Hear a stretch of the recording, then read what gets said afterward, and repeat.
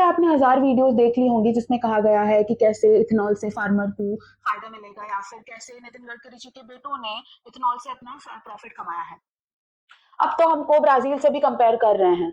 अगर अभी ब्राजील से कंपेयर कर ही लिया है तो चलिए थोड़ा देखते हैं कि एक्चुअली में ब्राजील की कहानी क्या है। 1973 में जब पूरी दुनिया में ऑयल क्राइसिस आया और पेट्रोल की प्राइस आसमान छूने लगे, तब ब्राजील ने ये डिसाइड किया एक परमानेंट ऑल्टरनेटिव बनाना ही होगा।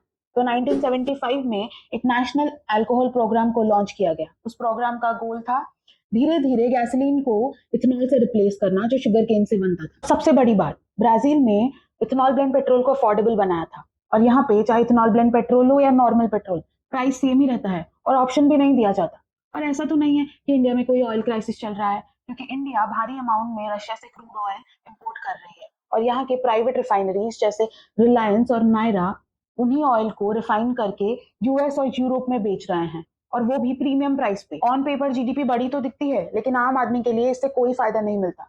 याद रखिए, ये ऑयल रिफाइनरीज कैपिटल इंटेंसिव होती है, प्रॉफिट तो बिलियन में आती है, लेकिन नए जॉब्स क्रिएट नहीं होते। इकोनॉमिस्ट इसको जॉबलेस ग्रोथ या फिर एक्सक्लूसिव ग्रोथ कहते हैं। अब बात सिर्फ इतनी सी नहीं है, इसके और भी बहुत सारे कॉन्सिक्वेंसेस हैं।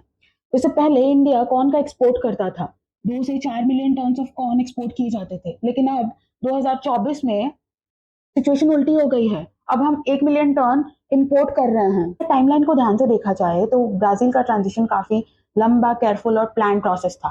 कोई भी डिसीजन एक रात में लिया नहीं गया था। और सबसे इंपॉर्टेंट, फ्यूल सस्ती थी और सारे एक्सपेरिमेंट गवर्नमेंट ऑफिशियल की गाड़ियों पे किए गए थे। तो बात बड़ी सिंपल है, अगर हम खुद को किसी दूसरे कंट्री के साथ कंपेयर कर रहे हैं तो काम भी उनके हिसाब से स्टेप वाइज करने थे। ब्राजील ने डिकेड्स लगाए, एक्सपेरिमेंट्स भी गवर्नमेंट ऑफिशियल की गाड़ियों पे किए गए, लेकिन इंडिया में कहा तो गया था कि 2030 तक E20 आएगा, लेकिन 2025 में ही इम्पोज कर दिया गया। अगर इतने ही स्पीड से एनवायरमेंट के लिए काम किया जाता तो 2047 का विजन 2025 में ही अचीव हो जाता। पहले तो आम आदमी के लिए फ्यूल सस्ती नहीं थी, और प्लेट से खाना चाहेगा वो अलग। तो आप खुद ही बताइए, ये बेसिक चीजों के लिए क्वेश्चन करना क्या हमको एंटी नेशनल बनाता है? Go and watch the full video on my YouTube channel.